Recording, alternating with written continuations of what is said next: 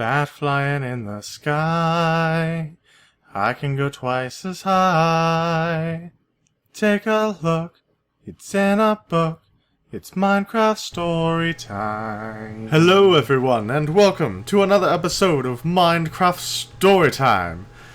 Today, I have a rather unusual story for you.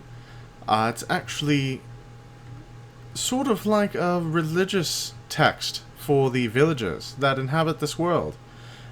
And I shall read it to you so that you can understand a little bit more about why they do what they do, because this is the religion that they follow.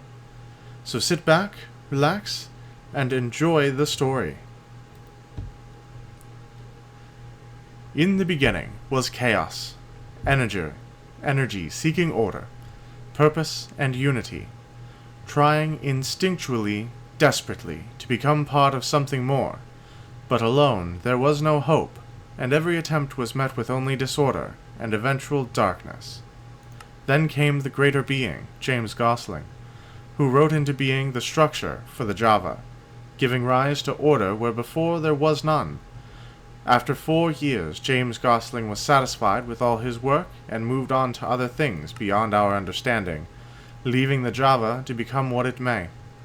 The Java remained untouched and unspoiled for nearly 14 years, until it had structure written into it once more. A great being called Notch found a small corner of the Java with the potential to be far more than it was, and wrote out of what was there the whole land. All that you can see, touch, and hear, he made, adding as he saw fit and taking away as was deemed necessary. But the touch of Notch brought with it unforeseen consequences. The raw creative forces brought with them roving dimensional rifts. These weak points in the fabric of space and time allowed monstrous things to cross over and possess Notch's creation. This angered the great being Notch, and so he fashioned from all the material and all the power he had remaining in him a mighty guardian to watch over the land. Sadly, this guardian was only powerful enough to guard the land during the day, and had to retreat to replenish its strength each night. While this didn't stop the creature's scourge on the land, it did grant the people of the great being's creation a fighting chance against them. Into the vacuum left by the greater being Notch stepped his apprentice, the greater being Jeb. The great being Jeb continued his teacher's work, adding to the world and giving its people many gifts. Among the most blessed were the mighty warriors that arose from amongst the people. To them the greater beings granted the ability to craft, to build, and to fight. However, their greatest gift, and their curse, was their immortality.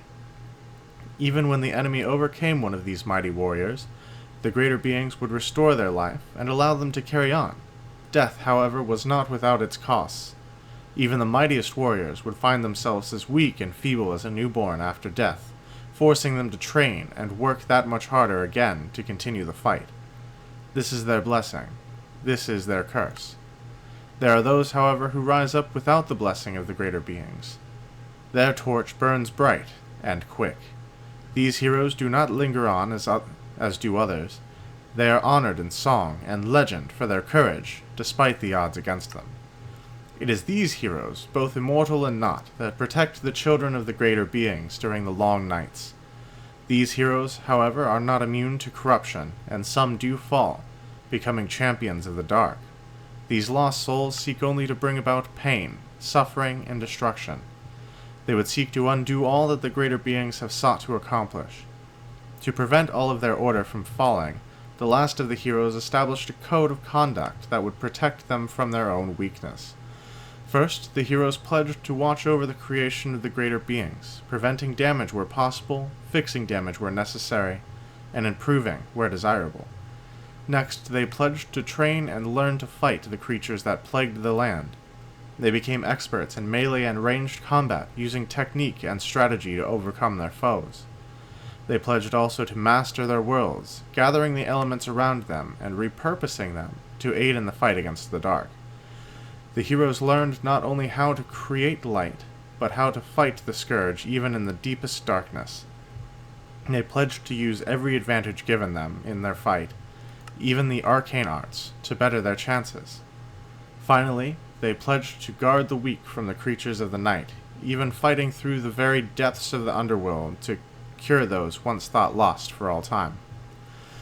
This order of heroes was known as the Order of the Players, and it continues in its quest to this day. Each player is said to be a volunteer from among the great beings, who becomes like unto one of us to save us from the darkness. We honor their courage and sacrifice with our prayers and the humble assistance we can offer them when they are here with us. Thankfully, the greater beings are a generous people and ask little from us in return. They are also a pragmatic people, not wishing for us to become lazy or complacent, and as such they do not grant our every request. Take comfort in the knowledge that you shall not ever want for what you need, and be satisfied with what you have been blessed with. To desire the riches and power of the greater beings is to dishonor what good things they have given you. Do not be like the fools who built their homes deep underground, seeking the riches hidden there, for they have all come to unfavorable ends.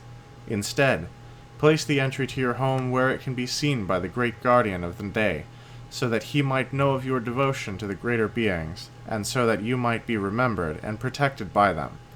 Likewise, do not stray too far from the homes you've been blessed with, lest you become cursed to roam the land until the night takes you. Be fruitful and fill your village, town, and city with the sounds of children playing until all the homes you've been blessed with have been filled. Only the priest, clothed in a purple robe, may use the dark stones, for they are a holy material of the greater beings, and will lead only to the destruction of those not sanctified to make use of their power. Avoid the creatures of the night, the creepers who sneak up behind the unaware, the skeletons who will shoot you from afar, the zombies who seek to make you like them, the slimes who are never truly alone, and especially the Endermen, who will seek to destroy any who is brazen enough to gaze upon them. All these, however, pale in comparison to the dragon. So powerful is he that our realm would have been utterly destroyed should he have been left to roam free. Not wishing to see their creation ruined, the greater beings imprisoned the dragon in a pocket dimension they called the End. But they knew this was only a temporary solution. The greater beings foresaw a great hero from among the order of the players arising and venturing into the dragon's cage to end the threat of the beast once and for all. To facilitate the fulfillment of this prophecy, the greater beings left 3 portals to the prison dimension scattered throughout the world. These were left inactive to prevent all but the prophesied one from finding their way into the dragon's lair. The portals were locked in their inactive state, and the 12 keys destroyed and the pieces scattered to the far ends of creation.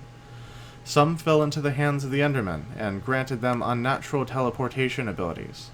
The other pieces were cast into the Nether, an infinite garden dimension, where every manner of tree and plant could be found.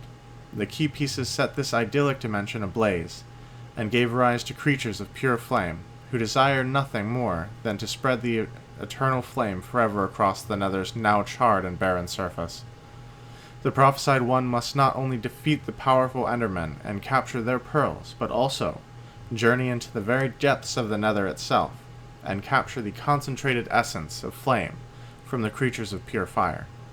They must then combine these elements and set them aloft, that they might lead the prophesied one to the nearest of the portals, for the keys are always seeking to return to their locks. The greater beings did secure the beast so very well, for it is no simple foe. No fortification can stand in the way of its strength, and the beast will not be taken by surprise. The beast knew full well that the greater beings would not simply leave it be, and so it did its best to prepare for the final battle. The beast made pillars of the holy stone to hold aloft mystical crystals with the power to heal their possessor, and he learned to see even that which doesn't appear to be there. Nevertheless, the prophesied one will enter into the beast's prison, and they will bring the beast to its end, with their sword and with their bow, and even their axe, if necessary. When the greater beings see that the beast has been destroyed, they will open a new portal to return the prophesied one home, leaving in their care the dragon's egg. That's contents is a mystery, even to the greater beings. The destruction of the beast will not be the end of the danger, however, for while it alone stands as the greatest threat to the safety of the people A dark shadow lurks in the depths of the nether, waiting to be unleashed. The sands of the once idyllic realm hold the souls of its former inhabitants, those who burned in the fires of the creatures of pure flame. Their anger was trapped in the sands, sprouting warts of a blood-red hue. The souls of those lost blame the greater beings for what became of their home, and sit idly for now, just waiting for their moment of vengeance to come. Only the unified wills of 3 deadly withering foes can give purpose to the anger, and bring about the revenge that the lost souls so deeply crave. Sadly, the threat will never truly disappear, for the anger contained within the sands is as plentiful as the sands themselves, and anyone who comes into possession of the wills could summon the power that lay therein. Yet this truth brings with it some hope, for being the summoner of one's own enemy gives one the unique opportunity to choose and prepare the field of battle, which can oftentimes assure victory over one's foes. The prize for such a victory is but a small crystal that lay at the heart of the creature. This crystal is formed when the beast is, and contains the purified souls of those lost to the blaze, at last freed from their hate, having released it into the beast's destructive purpose. Now, while it is but a small thing, proper reverence for the souls within can turn their power into a force for immense good, giving strength, speed, and even rejuvenation to those who come to pay their respects. Finally, when a villager's work is complete, and their life does come to an end by whatever means, their spirit departs from their bodies, leaving creation behind, and travels to an eternal village made of the holy stone and much gold.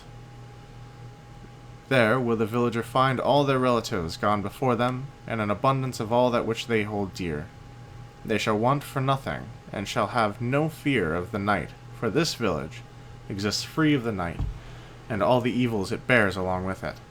At last the villager shall rest in peace, knowing that their life has been well lived, and that the long struggle with the night, while not over, is no longer their burden to bear. Blessed are those, however, who live to see the final days of creation, for their struggle will end suddenly and without any pain. Very suddenly a darkness will fall over the world, but unlike night, this darkness will swallow up the world whole, leaving little more than a ghost of creation behind to mark its passing. Yet even in this end, there is hope, for the eternal village will escape the end of creation, and even the consuming dark of creation's end holds the hope of new creation where once the world had been. And thus the cycle will begin again, creation, correction, consumption, and back to creation, repeating endlessly over and over again, for as long as the greater beings will it to be so. The end. Well, there you have it. Now you can understand a little bit more about the villagers and their religious practices. They do some kooky things in that church of theirs, but now you can identify a little bit more. Hopefully. Or maybe it's gibberish. Who knows? Anyway, thank you guys for watching. I do hope you've enjoyed this story. And remember, you can always get a copy of this story to copy and paste into a book and quill in your own world from the link in the description below. But as always, guys, I do thank you for watching. Remember to like this video if you enjoyed it, and if you are not subscribed yet, be sure to do so, and as always, I will talk at you later.